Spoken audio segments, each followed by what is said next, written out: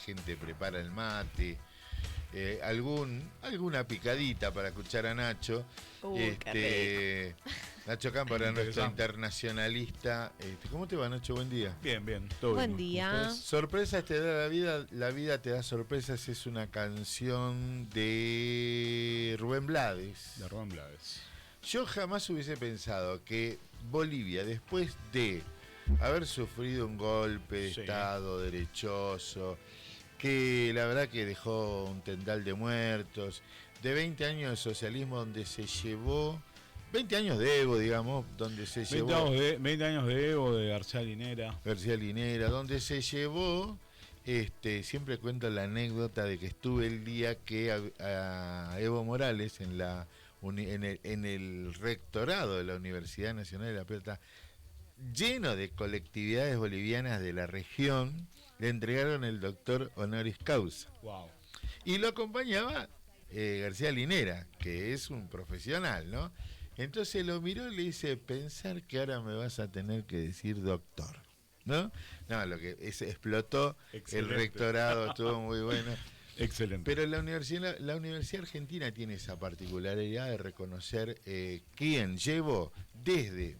Si no lo sabemos, la gente le recordamos, Bolivia directamente era un país sometido, entregado y que directamente sobrevivía con lo que producía de lo propio, pero la gente no tenía ninguna expectativa. Entonces recuperan su patrimonio, recuperan su fortaleza, es el gas, la minería y su producción particular, ¿cómo es? Y lo llevó a los niveles de estabilidad más importantes que tuvo a lo largo de su historia. ¿Podemos pararnos ahí? 20 años de gobiernos del MAS, de Evo como figura trascendental, que culminaron este domingo con una derrota electoral absoluta para el movimiento popular boliviano. Ya se sabía igual. Era como la crónica de una muerte anunciada, no había buen final. Sobre todo por la pelea intestina entre los sectores evistas y los sectores arcistas, por Arce, por el actual presidente de Bolivia. Exacto. Que su gobierno será recordado como un gobierno, no quiero caer en Alberto como referencia inmediata obligada, socialdemócrata, pero un gobierno socialdemócrata muy timorato, que terminó de alguna manera condenando a este proceso de cambio que, para mí hay que decirlo, a mí me tocó viajar muchas veces a Bolivia y estar con compañeros del movimiento popular en general, el MAS, pero también con la Central Obrera Boliviana, que apoyó el proceso de cambio. Y efectivamente no hay un momento en la historia, quizá la revolución del 52, la del MNR en Bolivia, fue un momento grosso también en la historia boliviana, la nacionalización del petróleo, tuvo un componente obvio revolucionario muy importante, real, pero también después se vio truncada por las mismas luchas intestinas adentro del bloque de poder de esa época. Pero Evo viene a incorporar un sujeto social que estaba históricamente postergado, las mayorías de los pueblos originarios. Y los pequeños productores. Y sobre todo el escenario del campesino, ¿no? de la producción rural.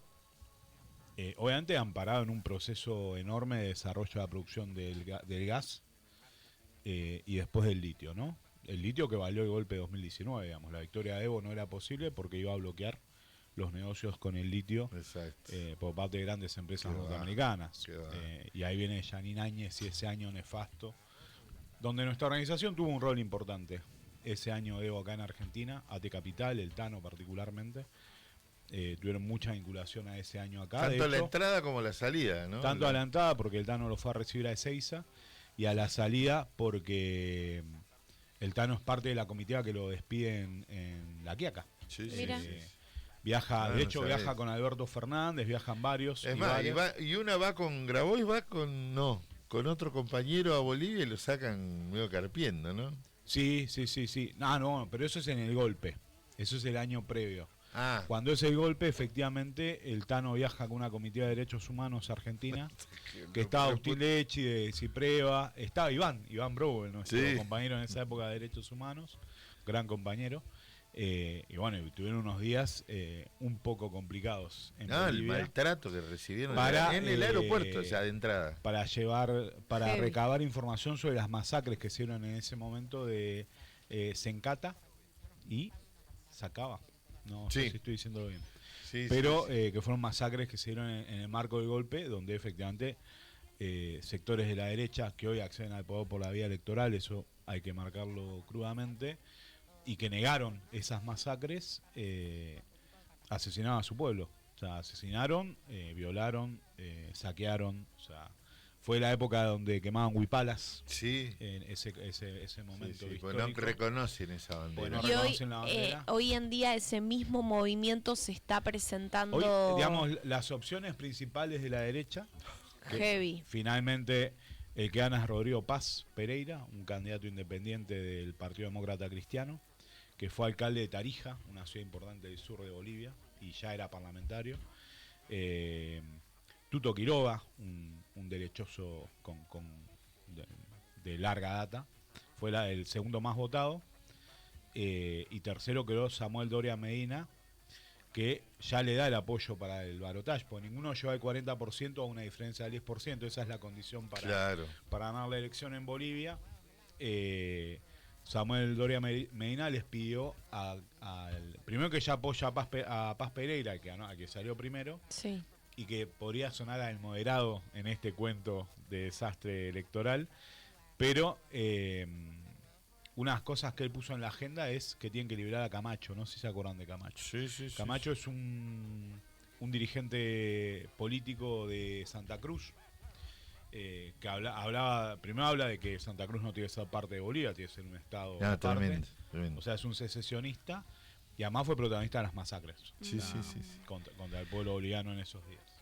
Entonces, pero nos llega con una Bolivia destruida, porque llega con una Bolivia con mucha inestabilidad económica. Está bien. Con un problema serio en la exportación de gas. Sobre todo, no sé si se acuerdan, pero Argentina dejó de comprarle gas a Bolivia con el gobierno de Milei. Y además revirtió el sentido de gasoducto que se había construido para traer gas de Bolivia, lo revirtieron para usarlo para llevar gas a esa zona desde Vaca Muerta y toda esa nueva zona productiva que tiene Argentina. Bueno, eso tuvo un impacto en la economía boliviana, y no es inocente. O sea, pero después, bueno, hay también un año de bloqueos de la gente de Evo en toda Bolivia, más de un año de bloqueos, 1 año y medio, que eso también, y es unas cosas que le indica el pueblo a Evo, de bloqueo de las carreteras. En Bolivia la mayoría de transporte de mercancías por ruta. Todo eso.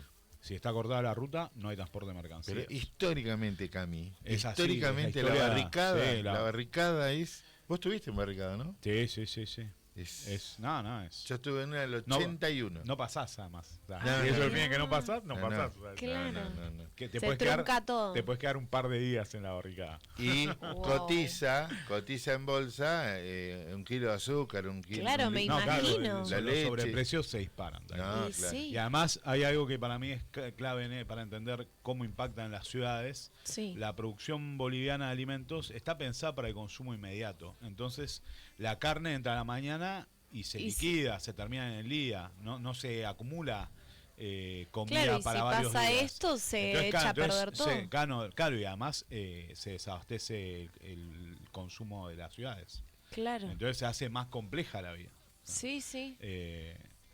Eso se hace con un montón de alimentos, con las verduras mismo, la verdura es fresca en general. Entonces, si a la mañana no entra el camión, hay problemas. Lo increíble que no es un país federal. Está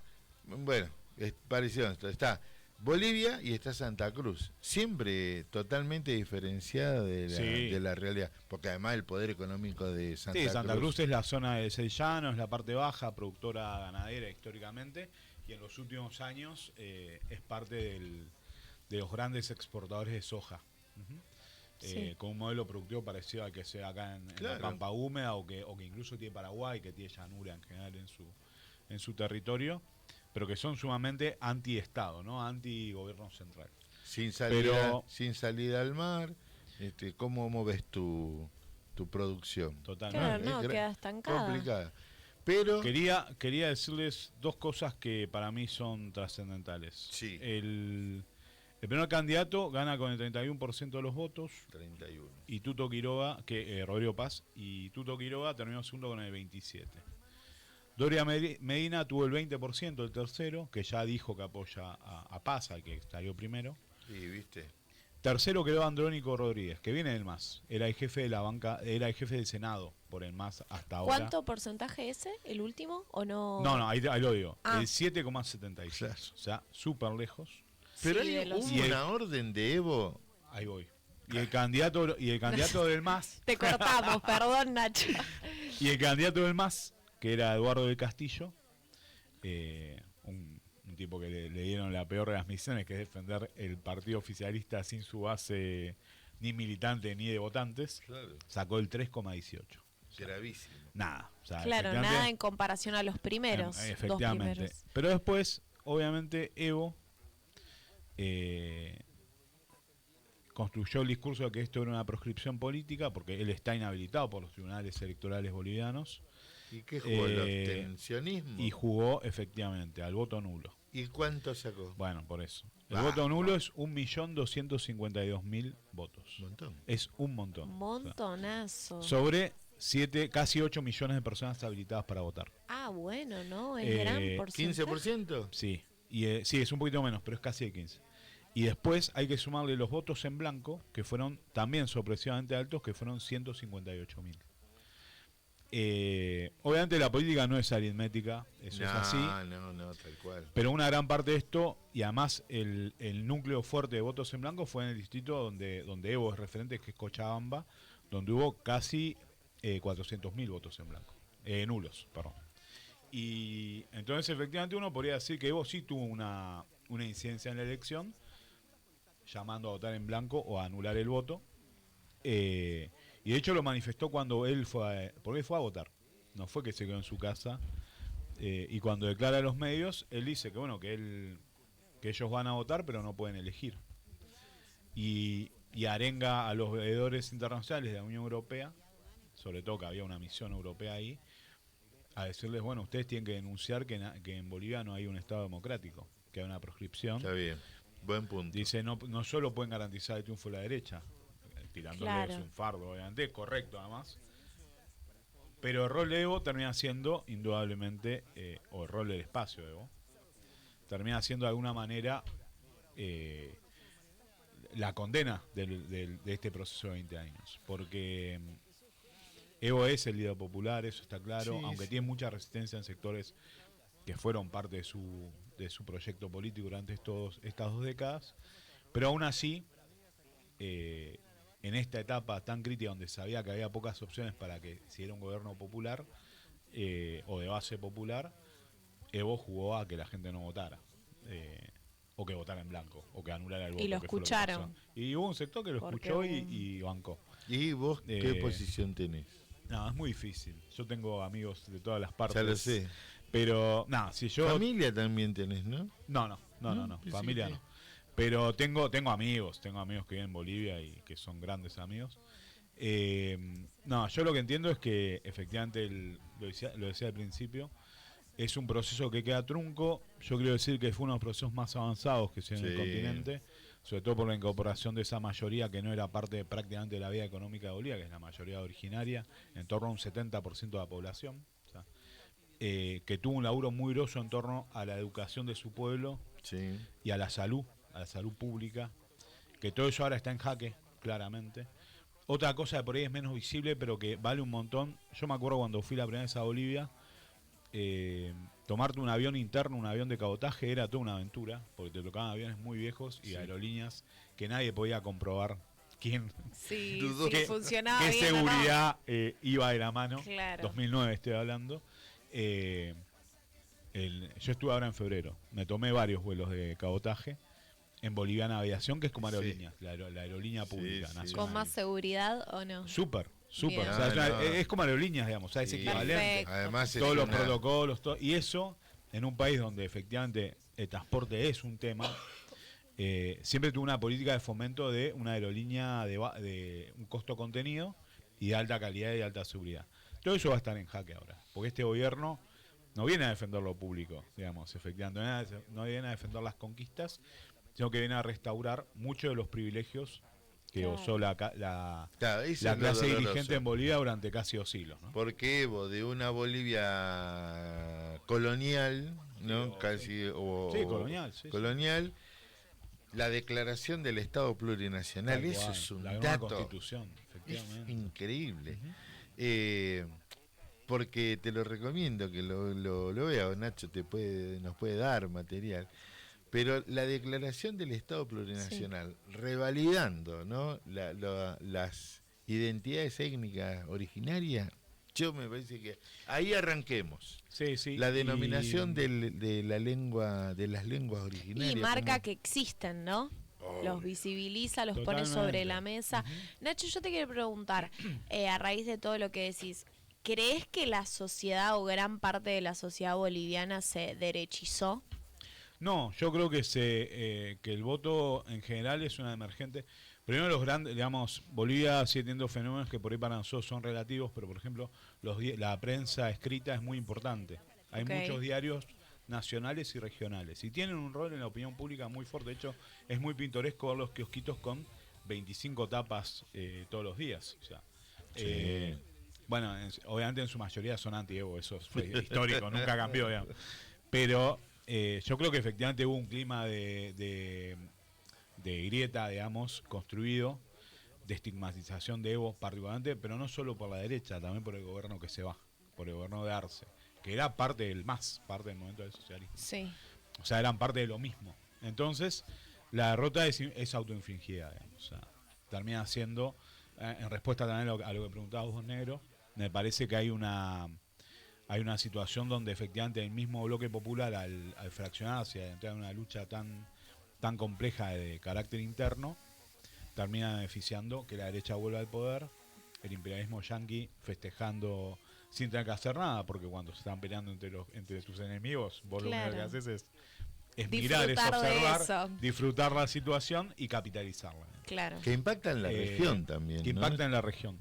Un tema sobre Paz, sobre Rodrigo Paz, el posible futuro presidente, bueno, Tuto Quiroga, cualquiera de los dos, pero particularmente Paz, en términos generales, es de una derecha más moderna, digamos, no es la derecha tradicional boliviana, por eso algunos hablan de centro, ¿sí?